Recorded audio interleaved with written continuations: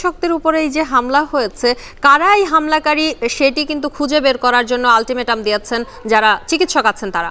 অসম্ভব এই বিষয়ে যদি আমরা আরও একটু জানতে চাই, আমরা যুক্ত হতে চাই মহাখালীর বক্ষব্যাধি হাসপাতালে আছেন সহকর্মী আরিফ হোসেন।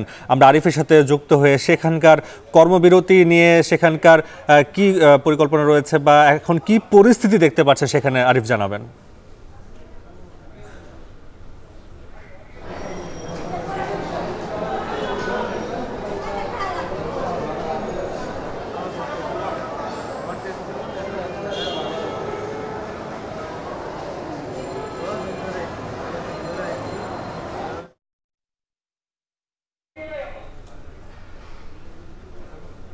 মুহূর্তে দাঁড়িয়ে আছি বক্ষব্যাধি নয়, আমরা ক্যান্সার হাসপাতাল দাঁড়িয়ে আছি। ক্যান্সার হাসপাতালের যেই দৃশ্য আপনাদেরকে দেখাবো, এখানে যারা ডাক্তার রয়েছে তাদের সাথে আমরা কথা বলেছিলাম। তারা বলছেন এই হাসপাতালে যারা রয়েছেন তারা গুরুত্বপূর্ণ পেশেন্ট, এবং নিচ থেকে আমরা দেখেছিলাম এমার্জেন্সিতে ঢোকার যেই রুমগুলো, অথবা আপনি দেখতে পাচ্ছেন পিছনে একটা বড় ভিড় দাঁড়িয়ে আছে। এই ভিড়ের সবাই কিন্তু ডাক্তার দেখাতে এখানে এসছেন, এবং কর্মবিরতি এখানে এখন পর্যন্ত নেই। কিছু নাফি আমাদের সঙ্গে যুক্ত ছিলেন সহকর্মী আরিফ হোসেন, তিনি জানাচ্ছিলেন এই যে চিকিৎসকদের কর্মবিরতি সেই সম্পর্কে। এবার আমরা যেতে চাই ঢাকা মেডিকেলে, সেখানে ব্রিফিং চলছে, আমরা সেখানকে সরাসরি যুক্ত হতে চাই। এসে দাঁড়িয়েছি, আমরা আসলে এখানে আসার মতো কেউ না। আমরা বৈষম্য বিরোধী ছাত্র আন্দোলনের অ্যাক্টিভলি পার্টিসিপেট করেছি সবাই। আপনারা জানেন দুইবারের যে মব এসেছে, এই দুইবারের মবে আমরা চিকিৎসকরা নিজেরা কেউ 24 ঘন্টা, কেউ 36 ঘন্টা, কেউ 72 ঘন্টা করে ডিউটি করেছি। আপনারা আরো জানেন যে আমরা শুধু ডিউটি করেই শেষ না, মানবিকতার দিক চিন্তা করে আমরা নিজের পকেট থেকে ছাত্রদেরকে ওষুধ দিয়েছি, কাউকে খাবার দিয়েছি, কাউকে স্যালাইন দিয়েছি, কাউকে রক্ত দিয়েছি, নিজের শরীরে রক্ত দিয়েছি। আমরা আসলে বাংলাদেশের নাগরিক, we are Bangladesh, we are doctor. আমাদের তো এখানে আজকে আসার কথা ছিল না। আপনারা আমাদেরকে যদি সুরক্ষা দিতে পারতেন, পুলিশ প্রশাসন যদি আমাদেরকে সুরক্ষা দিতে পারত, তাহলে আজকে আমরা এখানে আসতাম না, আমরা ইমার্জেন্সি সার্ভিস দিতাম। গতকালকের যে ঘটনা, সেই ঘটনার লোমহর্ষ বর্ণনা করার জন্য আমাদের এই কলিগ ডক্টর শাহনেওয়াজ ভাইকে একটু অনুরোধ করছি, এটা বর্ণনা করবেন। ধন্যবাদ ডক্টর আহাদ। আমি ডক্টর মোহাম্মদ শাহনেওয়াজ বিশ্বাস, আমি নিউরোসার্জন, আমি রেজিস্ট্রার হিসেবে নিউরোসার্জারি ডিপার্টমেন্টে আছি। ধন্যবাদ সাংবাদিক ভাইরা, ধন্যবাদ আমাদের যে ডক্টর আছে এবং অন্যান্য হেলথ সেক্টরে যারা আছে। আসলে খুবই দুঃখজনক আজকে আপনাদের সামনে আমরা উপস্থিত হয়েছি। আমি প্রথমেই বলে নিই, ডাক্তাররা আমরা আমাদের দেশের জনগণের এবং রোগীদের কোনো প্রতিযোগী না। আমরা তাদের ডাক্তার, আমরা তাদের সহযোগী, আমরা তাদের ব্যথায় সমবেদনা জানাই। অত্যন্ত দুঃখের সাথে বলতে হয় যে গতকালকে আমাদের নিউরোসার্জারি ডিপার্টমেন্টের 201 নম্বর ওয়ার্ড বিকেলে অ্যারাউন্ড 3টা, সাড়ে তিনটা হবে, এ সময় কিছু দুর্বৃত্ত, ছাত্রধারী কিছু দুর্বৃত্ত আমাদের 201 নম্বর ওয়ার্ডের ভেতরে ঢোকে। সেখানে এমার্জেন্সি রোগীর অপারেশন করার জন্য ডক্টর মাশরাফি অপারেশন থিয়েটারে ছিল। তাকে দুর্বৃত্তরা টেনে হিচড়ে বের করে এবং তাকে প্রহার করে।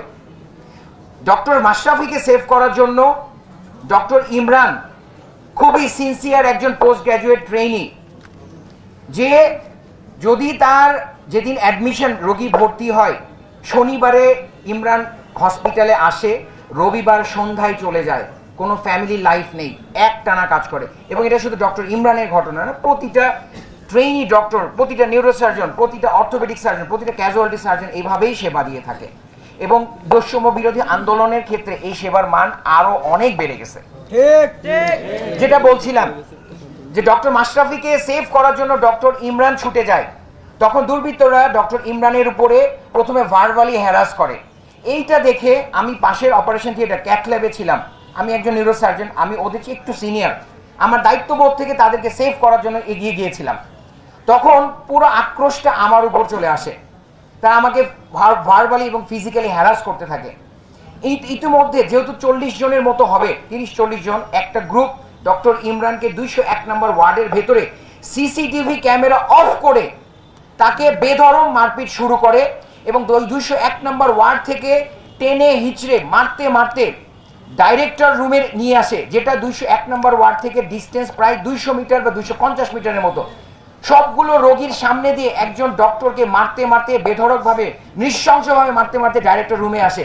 শুধু সেখানেই ক্ষান্ত হয় না, ডাইরেক্টর রুমে চেয়ারে বসিয়ে তাকে ফিজিক্যালি এবং ভার্বালি টর্চার করতে থাকে এবং আমাকে 201 নম্বর ওয়ার্ড থেকে আমাকেও টেনে ডাইরেক্টর রুমে নিয়ে আসা হয়। যেহেতু আমি ওদের দুজনের মধ্যে সিনিয়র ছিলাম, আমার কাছে তাদের দাবি দেওয়া পেশ করে যে তাদের রোগী মারা গিয়েছে, এখানে কার ভুল ছিল তদন্তাধীন একটা বিষয়।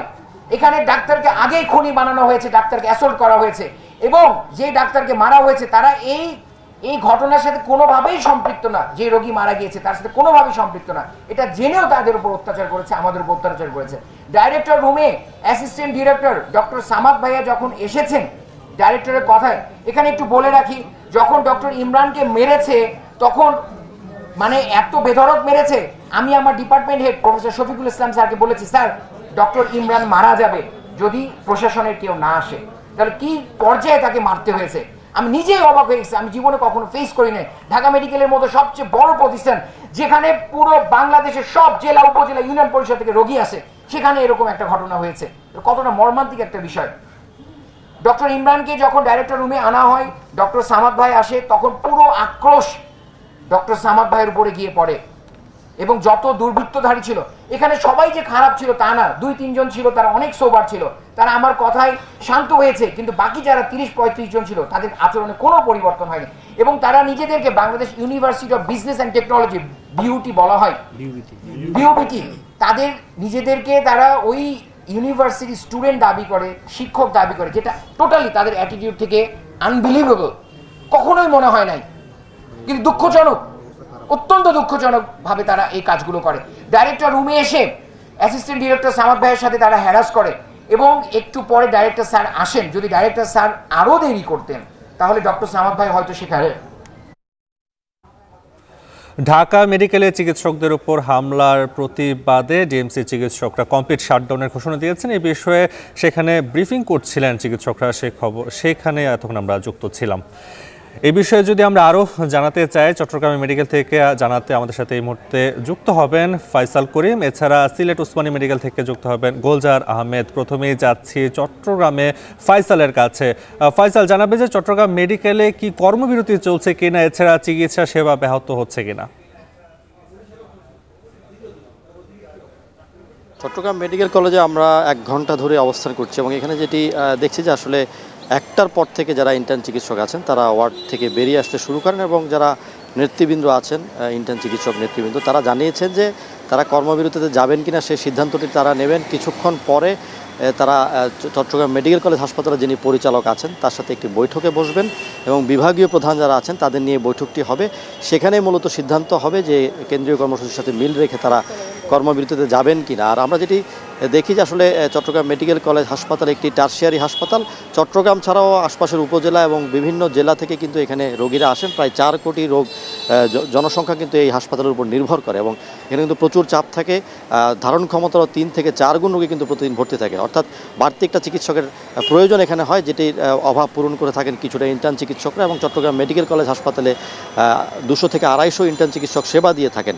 তো এক্ষেত্রে তারা যদি কর্মবিরতিতে যান সেক্ষেত্রে যারা পরিচালক আছেন বা যারা কর্তৃপক্ষ আছেন তারা জানিয়েছেন যারা মিড লেভেলের যারা চিকিৎসক আছেন কিংবা যারা রোটা করা আছে যেসব চিকিৎসকের, তাদের দিয়েই আসলে কার্যক্রমগুলো তারা চালিয়ে নিয়ে যান। তবে এখনও আমরা সেটি আসলে বুঝতে পারছি না যে যেহেতু কর্মবিরতির ডাক তারা স্পষ্টভাবে দেননি। তারা বলছেন যে তারা 3টায় একটি বৈঠক আছেন চট্টগ্রাম মেডিকেল কলেজ হাসপাতালের পরিচালকের সাথে, সেই বৈঠকের পরে তারা সিদ্ধান্তে যাবেন যে তারা কমপ্লিট শাটডাউনে যাবেন কি যাবেন না। এর আগে আমরা যেটি দেখেছি যে বেলা 1:45টার দিকে চট্টগ্রাম মেডিকেল কলেজ হাসপাতালের মূল ফটকের সামনে ইন্টার্ন চিকিৎসকের যারা নেতৃবৃন্দ আছেন, যারা সদস্য আছেন, তারা একটি বিক্ষোভ সমাবেশ করেছেন এবং তারা দাবি করেছেন যে কর্মক্ষেত্রে যে নিরাপত্তা সেটি বারবারই ব্যাহত হয় চট্টগ্রাম মেডিকেল কলেজ হাসপাতালে এবং ঢাকায় মেডিকেল হাসপাতালে যেটি ঘটেছে সেটির তারা নিন্দা যেমন জানিয়েছেন, তেমনি চট্টগ্রাম মেডিকেল কলেজ হাসপাতালে বিভিন্ন সময় চিকিৎসকদের উপর যে হামলা হয় এবং রোগীর স্বজনেরা যে হামলা করে থাকেন, বিশেষ করে এইসব হামলার শিকার হয়ে থাকেন ইন্টার্ন চিকিৎসক যারা আছেন। তাদের উপরে হামলার ঘটনা ঘটে এবং গত কয়েকদিন আগেও একজন বিদেশি ইন্টার্ন চিকিৎসকের উপর হামলার ঘটনা ঘটেছে, সেটির নিন্দা তারা জানিয়েছেন এবং তারা বলছেন যে তারা এখানে চিকিৎসা দিতে এসেছেন এবং যারা ইন্টার্ন চিকিৎসক আছেন, বিশেষ করে সেই ইন্টার্ন চিকিৎসকরা আসলে নিবেদিত প্রাণ হয়ে এখানে সেবা দেন এবং আন্তরিকতার সাথে তারা এখানে সেবা দিয়ে থাকেন। সেক্ষেত্রে তাদের বিরুদ্ধে যে চিকিৎসা না দেওয়ার যে অভিযোগে বারবার হাত তোলা হয় এবং যে নিরাপত্তার যে শঙ্কা তৈরি হয়, সেটি আসলে বন্ধের জন্য তারা অন্তর্বর্তীকালীন সরকারের যারা সংশ্লিষ্ট আছেন তাদের প্রতি আহ্বান জানিয়েছেন এবং তারা আসলে আজকের এই বিক্ষোভ কর্মসূচি থেকে এই ঘোষণায় দিয়েছেন যে এই ধরনের নিরাপত্তা নিশ্চিত না করলে তারা আসলে দীর্ঘমেয়াদী একটি কর্মসূচিতে যাবে এবং আজকে বেলা 3টার পর হয়তো একটি সিদ্ধান্ত আসবে যে চট্টগ্রাম মেডিকেল কলেজ হাসপাতালে তারা কর্মবিরতিতে যাবেন কি যাবেন না।